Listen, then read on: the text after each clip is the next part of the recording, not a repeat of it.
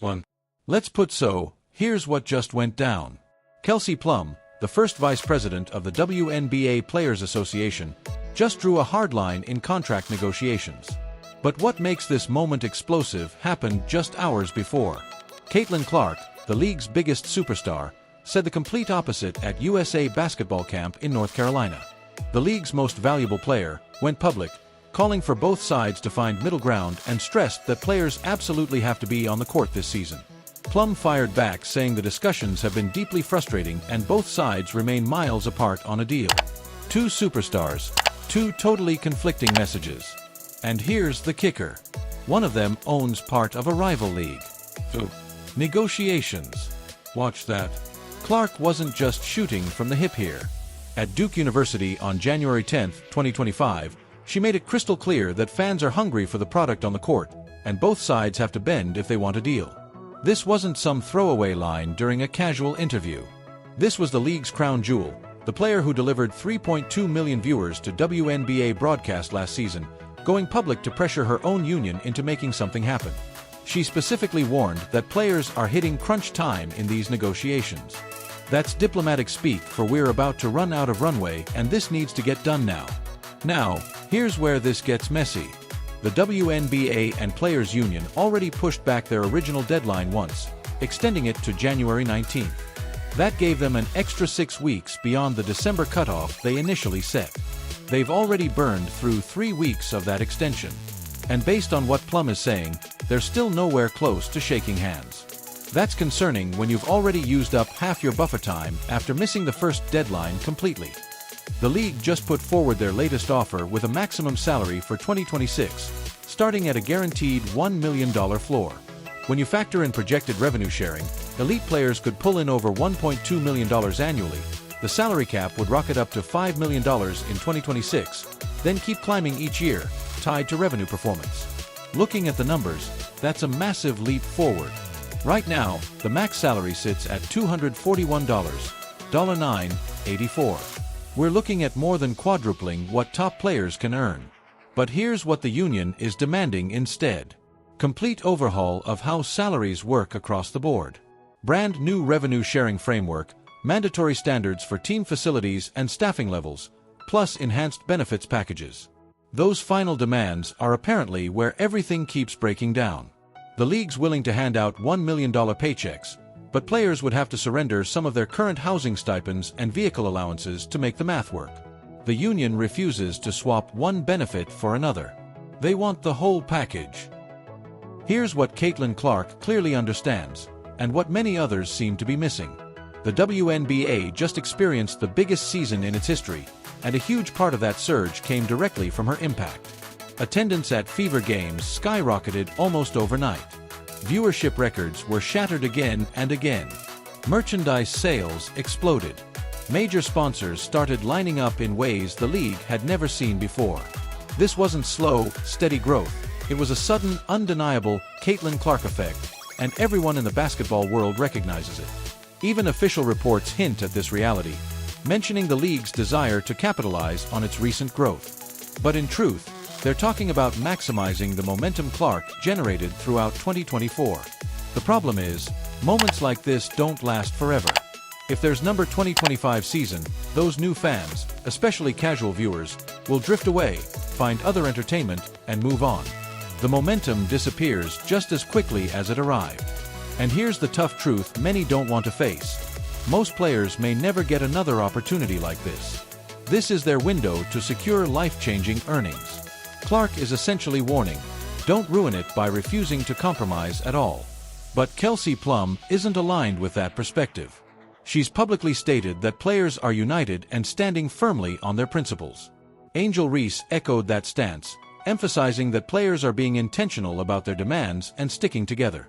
That's classic union language, the kind you hear when sides are preparing for a serious standoff, possibly even a strike.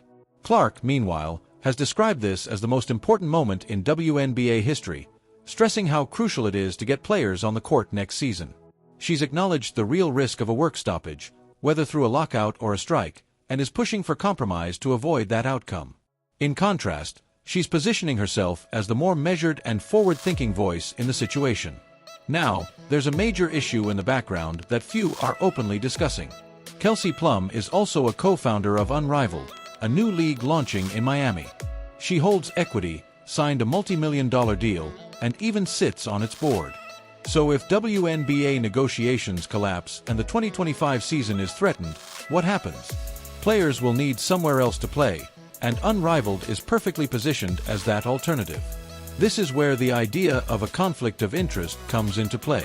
Plum is negotiating on behalf of WNBA players, but if talks fail, she personally benefits from players needing another platform. And she's not alone. Brianna Stewart, the union treasurer actively involved in negotiations, is also a co-founder of Unrivaled with significant ownership. Nafisa Collier shares a similar stake. These are key figures shaping union strategy, yet they all have potential incentives outside the WNBA. Clark's situation is completely different. She isn't tied to Unrivaled, Athletes Unlimited, or any alternative league. Her entire earning potential is directly connected to the WNBA's success. If the league doesn't play in 2025, she loses a full year of prime opportunity with no guaranteed fallback. That's why her perspective stands apart. She needs the WNBA to succeed. Here's where things currently stand as time runs out. The hard deadline is January 19, 2025, less than 2 weeks away. But realistically, an agreement needs to be reached even earlier so teams can prepare. Training camps typically begin in April, and free agency starts in February. Without a deal by late January or early February, the 2025 season is at serious risk. And right now, both sides are still far apart. Clark has gone public urging compromise, emphasizing the importance of protecting this historic moment and ensuring players take the court. She's openly acknowledging the possibility of a lockout or strike and is actively trying to prevent it. She's stepping forward as a calm, strategic voice focused on the bigger picture. Meanwhile, Kelsey Plum is taking a very different approach. She continues to highlight frustration in negotiations and the significant gap between both sides, reinforcing unity and firm resistance among players. That kind of messaging signals preparation for a major showdown, not a willingness to meet in the middle. Her performance in Team USA's title game win at the FIBA U19 World Cup wasn't a consolation prize or a popularity contest. It was recognition that she was the best player on a roster filled with elite talent. It came on a stage where FIBA rules stripped away many of the advantages provided by the WNBA system. Meanwhile, Wilson's camp began circulating stories about scheduling conflicts that supposedly prevented her from participating. Few believed it. Most saw it for what it was, a last-ditch effort to save face after being clearly and publicly left behind by a program she once anchored. The contrast in their reactions said everything. Clark offered a simple thank you, no cheap shots, no demands for attention, just genuine gratitude and excitement to represent her country. Wilson's response, on the other hand, was filled with noise, blame, and barely hidden frustration directed at anyone within reach. International competition operates on an entirely different level than anything these players face domestically. It's not just about talent, statistics, or accolades. It's about handling immense pressure when an entire nation expects gold. It's about staying composed when hostile crowds are shouting in unfamiliar languages and referees are making calls that may feel unfair. It's about representing your country with dignity while cameras from around the world capture every reaction, every expression, and every moment of frustration. The Olympic stage magnifies everything. It exposes weaknesses that domestic leagues can often hide and reveals the true character of every athlete who steps onto the court wearing their nation's colors. Think about it carefully. A player who struggles with criticism on social media, who becomes unsettled when questioned by strangers online, may not be suited to carry the psychological weight of representing their country on the global stage. A player who reacts to a competitor's success with visible jealousy rather than professional respect can disrupt team unity at the highest level. Team USA coaches understand this because they've seen what happens when negative attitudes enter high-pressure international environments. Championship hopes don't always fall apart due to a lack of talent. They can collapse because of ego. One player with the wrong mindset can damage team chemistry faster than any opponent. According to this narrative, Wilson provided concerns not just through her play, but through her public comments. In December 2025, she told Time magazine that the history of black women in the WNBA had been overshadowed by the narrative surrounding Clark's rise. It's a serious and important point. Generations of black athletes who built the league absolutely deserve recognition and respect. However, the way the message was delivered, including its timing and tone, appeared to carry a sense of personal frustration. Coaches pay attention to details like that. It suggested difficulty separating broader issues from direct competition. Clark, by contrast, addressed this directly when she was named Time's Athlete of the Year for 2024. She used the platform to acknowledge and credit the black athletes who paved the way, naming them and emphasizing their impact without centering herself. The difference between what Clark expressed and how Wilson responded stood out. For coaches and decision-makers, these are the kinds of moments that shape long-term impressions. Wilson's reaction to being left off the qualifiers roster only reinforced those concerns.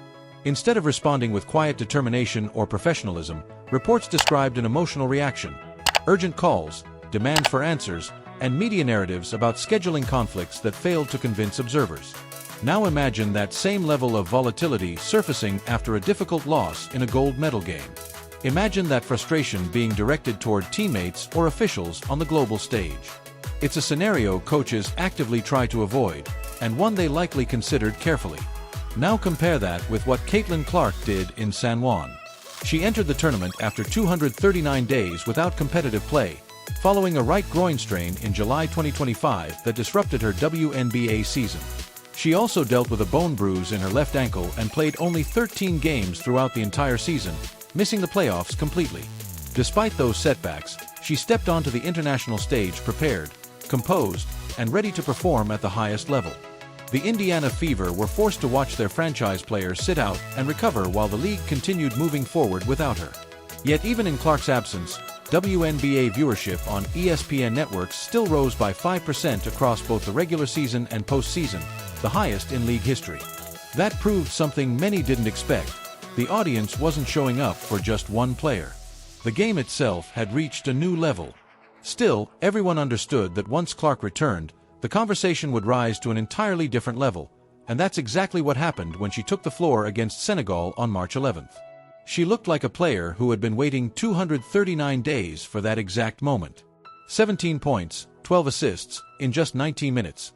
A performance so dominant it immediately erased any doubts about rust, durability, or whether her signature deep shooting and court vision would survive 7 months away. It wasn't just a comeback, it was a statement, and it set the tone for the entire tournament. By the time Team USA defeated Spain 84-70 in the final to complete a perfect 5-0 run, Clark had firmly established herself as the engine of the team. Not the veteran stars, not the Olympians with gold medals, but the 23-year-old from Iowa who had dreamed of this moment since childhood.